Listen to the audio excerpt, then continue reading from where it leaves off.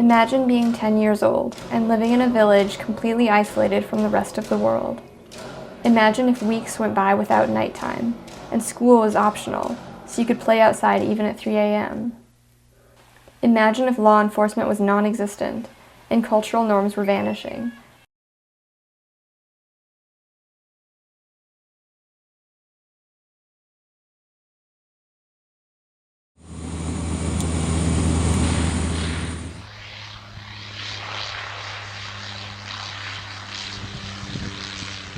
When I was 18, my mom and I moved from Omaha, Nebraska to a traditional Eskimo village in Alaska. Alaska's natural environment was stunning, and the lives of the Eskimos seemed to combine traditional Eskimo living with the best of modern technology. Villagers were welcoming, excited to share parts of their culture, from traditional stone carving to traditional dance. Rachel! On my first day, two bubbly young girls, Brenda and her younger sister Annie, came to visit. My name is Brenda and I live in Private Mission. They were curious about everything and excited to share. There's almost always snow on the mountains and there's like a few houses and there's like a lot of people who die.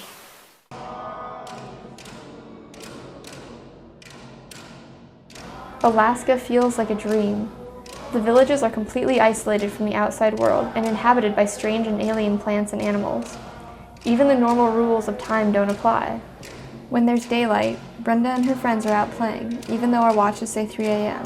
The natural laws of sun trump the Western rules of clock time. Brenda's view of the world is heavily limited by her current surroundings.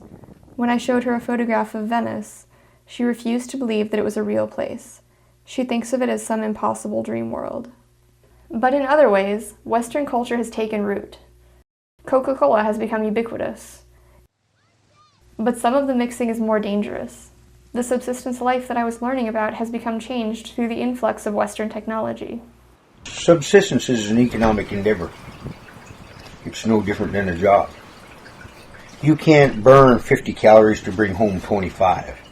Today's subsistence world, you look at somebody with a $12,000 boat going after a bucket full of berries, and then the price of gas, really it's more tradition than realistic.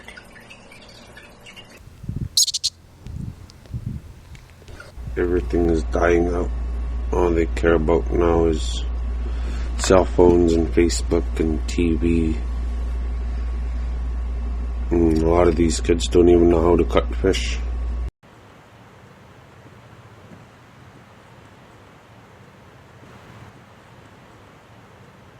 After a few weeks, Brenda asked, "Do you have a honey?" I dodged the question by asking her and the pack the same question. Some admitted to liking one or another boy from the village. One girl admitted to liking a boy that I had thought was her cousin.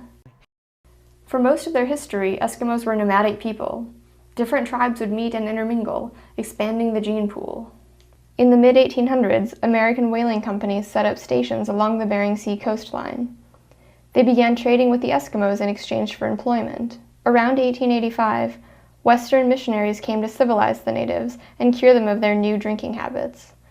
They forced native children to attend missionary schools. The natives were punished for speaking their dialects and were no longer allowed to pursue their traditional means of survival. School attendance also made it difficult for the Eskimos to migrate in search of food, and they were not allowed to hunt on Sunday. I don't mean to be so negative, but there's a lot of relationship with cousins going with cousins. That's not traditional. I don't know what the best place, what the best scenario is going to be. It's almost like at this time and point, we just about have to hit bottom before we start coming back up. In the context of sort of negative space idea, despite the dysfunctions that a lot of these kids face, one of their strengths is just a lot of resilience.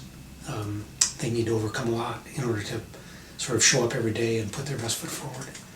They're great kids.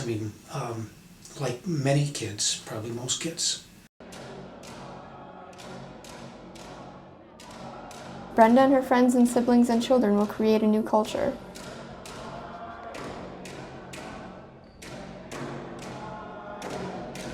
We expect our culture to evolve, and so will theirs.